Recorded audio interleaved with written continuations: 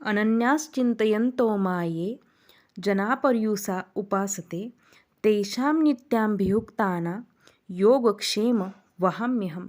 सर्वांना श्री स्वामी समर्थ. तर आज आपण पाहणार आहोत की आई भगवती दुर्गा माता कोणत्या वाहनावर बसून येणार आहे आणि त्याचा आपल्या संपूर्ण जगावरती किंवा आपल्या देशावरती किंवा आपल्या मानवी जीवनावरती काय परिणाम होणार आहेत ते आपण या व्हिडिओच्या माध्यमातून पाहणार आहोत. तर स्वतः आदिशक्ती दुर्गा माता पार्वती माता या वेळेस हत्तीवरून येणार आहेत. जरी सिंह हे त्यांचं वाहन असलं तरी त्या हत्तीवरून येणार आहेत. कारण की देवी पुराणात असं सांगितलं जातं की हत्ती जेव्हा देवीचे वार नक्षत्र असतं तेव्हा देवी वेगवेगळ्या वारांदिवशी वेगवेगळ्या वाहनांवरून येत असते. जसं आपण नवरात्रीत देवीची 9 रूपं पाहतो. पहिलं रूप हे देवीचं शैलपुत्रीचं, दुसरं रूप हे ब्रह्मचारिणी, तिसरं रूप हे चंद्रघंटा, चौथं रूप हे कुष्मांडा, पाचवं हे स्कंदमाता, सहावं कात्यायनी, सातवं कालरात्री, आठवं महागौरी, 9वं सिद्धिदात्री आणि त्यानंतर दसऱ्यानंतर नवरात्रीची सांगता केली जाते. 9 दिवस आई भगवती राक्षसांबरोबर लढून घनघोर युद्ध खेळून आपल्या सर्वांचं कल्याण करते. म्हणून आपण हे 9 दिवस आई भगवतीची अतिउच्च कोटीची जमेल तेवढी सेवा करावी आणि सर्वांनी आपल्या कुलदेवीची सेवा करावी. हे 9 दिवस आपण जेवढी जास्तीत जास्त आई भगवतीची सेवा करतो तेवढं आई भगवतीचं कृपा आशीर्वाद आपल्याला मिळतो. कारण की या 9 दिवसात आई भगवती शक्तिरूप जागृत झालेलं असतं आणि अत्यंत प्रभावी असतं. तर असं म्हणतात की भगवान श्रीकृष्णांनीही म्हणून ठेवलेलं आहे की कोणतीही तुमचं कामाला जात असताना तुम्हाला शक्तीची उपासना करणं खूप महत्त्वाचं असतं. कारण की शक्ती हे आपल्या आतील शक्ती जागृत करत असते. शक्ती म्हणजे कोण? हो, शिव आणि शक्ती. शक्तीची जेव्हा तुम्ही उपासना करतो ना तेव्हा तुम्हाला ना डिप्रेशन येतं, ना मानसिक तणाव येतो, ना थकवा येतो, ना कोणती होतो. त्यामुळं जेव्हा शक्तीची तुम्ही उपासना करता तेव्हा तुमच्या मनातील शक्ती जागृत होते. तर आपण पाहणार आहोत की जर देवी कोणत्या वाहनावरून येते.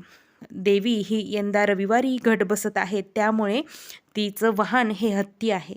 जेव्हा असं देवी पुराणात सांगितलं गेले आहे की जेव्हा देवी सोमवार आणि रविवारी पृथ्वीवरती येते तेव्हा तिचं वाहन हे हत्ती असतं आणि हत्ती वाहन अत्यंत शुभ समृद्धी देणारं असतं.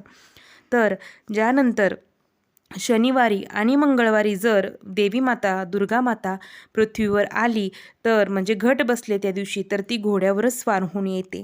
आई जगदंबा जर गुरुवारी आणि शुक्रवारी पृथ्वीवर येणार असेल तर ती पालखीत बसून येते आणि आई भगवती जर बुधवारी पृथ्वीवर येणार असेल तर ती नावेत बसून येते. ज्याप्रमाणे नवरात्रीला विशेष महत्त्व असतं, विशेष नक्षत्रांना महत्त्व असतं, त्याचप्रमाणे देवी भागवत पुराणात सांगितलेलं आहे की देवी ज्या वाहनावरून बसून येते त्याचाही मानवी जीवनावरती आपल्या जीवनावरती अत्यंत परिणाम पडतो. तर तो परिणाम हा खूप शुभ आहे. कारण की आई भगवती ही साक्षात गजलक्ष्मीवरती बसून येत आहे आणि ज्या कोणी वैभवलक्ष्मी व्रत केलं असेल तर त्यांना गजलक्ष्मी हे माहीत आहे. कारण की अष्टलक्ष्मींपैकी एक गजंतलक्ष्मी हे आहे. तर गजलक्ष्मी पूजन हे अत्यंत शुभ असतं.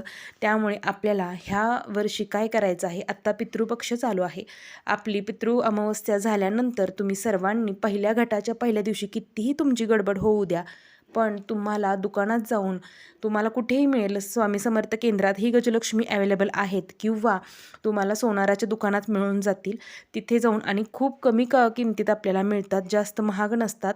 त्यामुळे तुम्हाला पहिल्या दिवशी गजलक्ष्मी घेऊन यायची आहे आणि गजलक्ष्मीची स्थापना आपल्या देवाऱ्यात करायची आहे.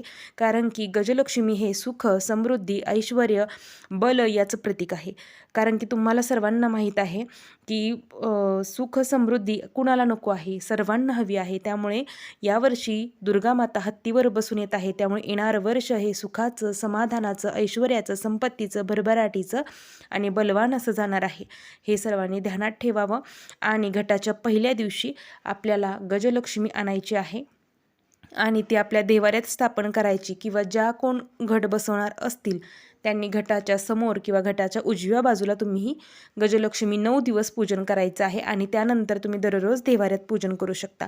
ज्या दिवशी घटाच्या पहिल्या दिवशी गजलक्ष्मी आणाल तेव्हा तिचं सांग पूजा करा, अभिषेक घाला, पूर्ण आपण जसं स्वामींना अभिषेक घालतो किंवा कोणत्याही नवीन मूर्तीला अभिषेक करतो, तेव्हा सर्व मंगलमांगल्ये किंवा ओम ऐं ह्रीं क्लीं चामुंडाय विच्चे या मंत्राचं पठण करत गजलक्ष्मीला अभिषेक घाला. तर आपल्याला 15 ऑगस्टला 11:44 ते 12:30 पर्यंत घटस्थापनेचा काळ आहे. तर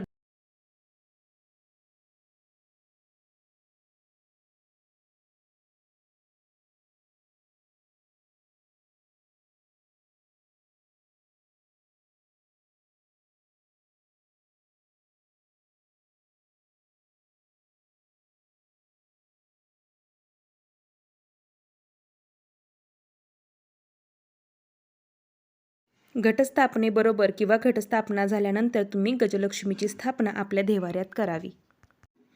तर आवर्जून प्रत्येकाने गजलक्ष्मी आपल्या घरात आणा, देवाऱ्यात पुजावी आणि आई भगवतीची जेवढी जास्तीत जास्त जमेल तेवढी जास्तीत जास्त सेवा या 9 दिवसात करा. तर तुम्हाला माहिती आवडत असल्यास व्हिडिओला लाईक, शेअर आणि सबस्क्राईब करायला विसरू नका. झालेली सेवा महाराजांचरणी रुजू करते आणि आई भगवतीच्या सेवेला आणि स्वागताला सज्ज व्हा. सर्वांना श्री स्वामी समर्थ. सर्व मंगल मांगल्ये शिवे सर्वार्थ साधिके शरण्ये त्र्यंबके गौरी नारायणी नमोस्तुते. नारायणी नमोस्तुते. आई भगवती सर्वांचं मंगल कल्याण करो हीच आई भगवतीच्या चरणी प्रार्थना करते.